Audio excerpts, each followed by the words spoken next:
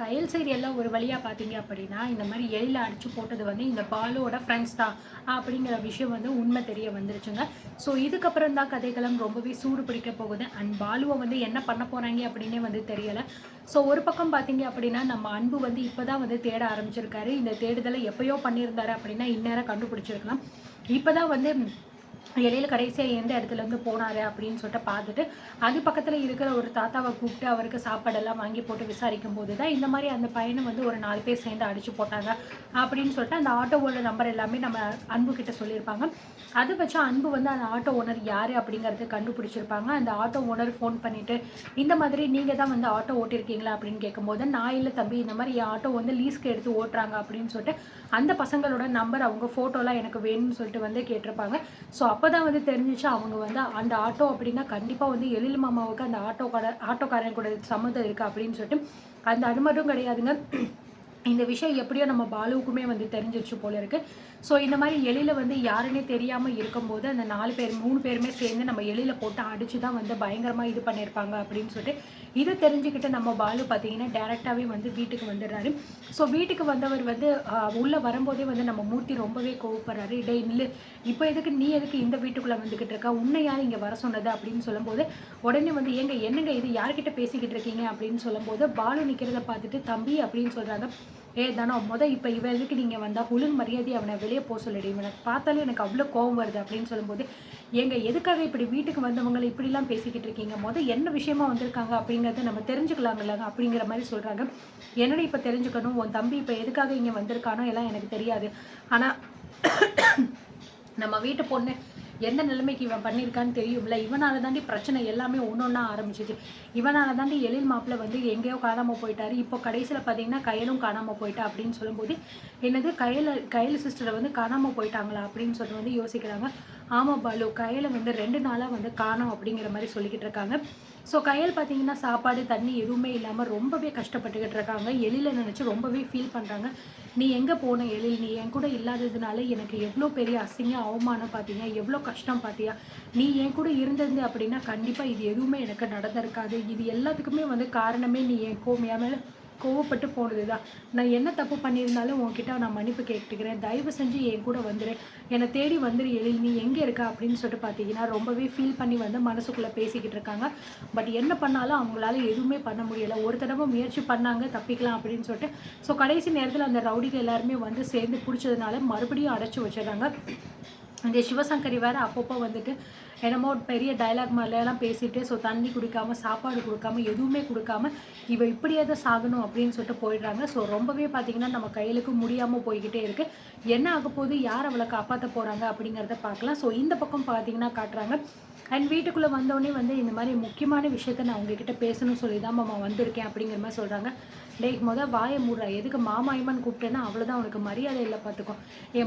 எங்கள் வீட்டு பொண்ணால் வந்து லவ் பண்ணிவிட்டு அவள் வாழ்க்கையை கெடுக்கிறது மட்டும் கிடையாது, உன்னால தானே எங்கள் குடும்பத்தில் வந்து எல்லா பிரச்சனையுமே வந்துச்சு. எப்போ உன் குடும்பம் வந்து எங்களை பார்த்துச்சோ அப்போதே எங்களுக்கு கெட்ட நேரம் ஸ்டார்ட் ஆயிடுச்சுடா அப்படின்னு சொல்லிட்டு மூர்த்தி ரொம்பவே வந்து கோவப்படுறாரு.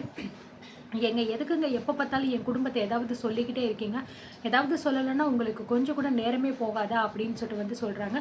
ஐயோ அக்கா விடுக்கா, நீ எதுக்குக்கா தேவையில்லாமல் சண்டை போட்டுக்கிட்டு இருக்க, நான் முக்கியமான விஷயத்த சொல்ல வந்திருக்கேன், தயவு செஞ்சு நான் கொஞ்சம் உங்ககிட்ட சொல்லிடுறேனே அப்படிங்கிற மாதிரி சொல்கிறாங்க. ஸோ உடனே பார்த்தீங்க அப்படின்னா காமாட்சி எல்லாருமே வந்துடுறாங்க. ஸோ பாலு வந்திருக்கிறத பார்த்துட்டு நம்ம ஆனந்தி ரொம்பவே வந்து ஷாக் ஆகுறேன். என்ன இது, இவன் எதுக்கு இப்போ இந்த நேரத்தில் வந்திருக்கா, என்னன்னு தெரியலையா, ஐயோ ஏதாவது பிரச்சனையோ அப்படின்னு சொல்லிட்டு ஆனந்தி ஒரு பக்கம் பயந்துக்கிட்டு இருக்காங்க. ஸோ இந்த பக்கம் பார்த்தீங்கன்னா வாப்பா அப்படிங்கிற மாதிரி சொல்கிறாங்க. இப்போ இதுக்கு பண்ணி இங்கே வந்திருக்கா அப்படின்னு சொல்லும்போது, இல்லைம்மா ஒரு முக்கியமான விஷயத்த உங்ககிட்ட நான் பேசிட்டு போகலான்னு வந்தேன், அது வந்து இந்த எழில் அண்ணன் சம்மந்தப்பட்ட விஷயம் அப்படின்னு சொன்னாங்க.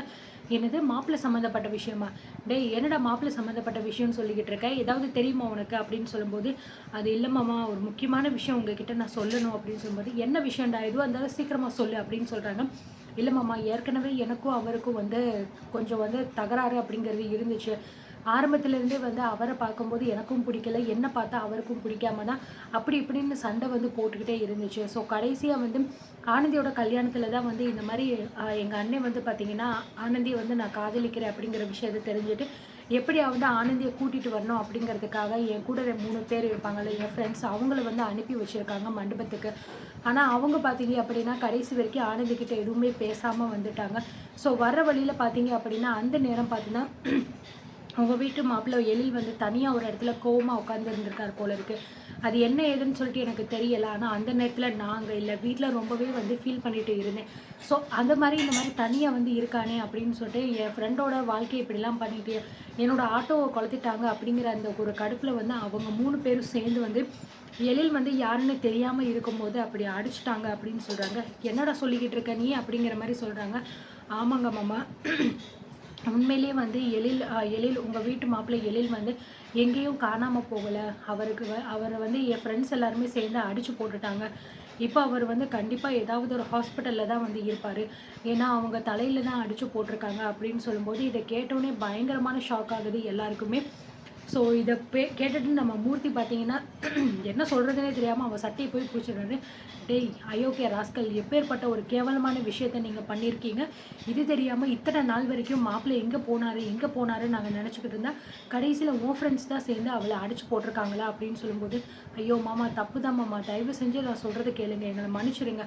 இந்த விஷயம் எனக்கே வந்து கொஞ்ச நாள் முன்னாடி தான் தெரியும். எழில் வந்து யாரோட வீட்டுக்கு சொந்தக்காரவங்க, கயல் சிஸ்டரோட ஹஸ்பண்ட் அப்படிங்கிறதெல்லாம் எனக்கு தெரியாது. ஒருவேளை இதுக்கு முன்னாடியே எனக்கு தெரிஞ்சிருந்துச்சு அப்படின்னா நிச்சயமாக நான் அவர்கிட்ட வந்து இந்த அளவுக்கு நான் கோவப்பட்டிருக்கவே மாட்டேன். அவர் என்னதான் எனக்கு பண்ணியிருந்தாலும் அவர்கிட்ட நான் மன்னிப்பு கேட்டு பேசி போயிருப்பேன் அப்படிங்கிற மாதிரி சொல்கிறாங்க.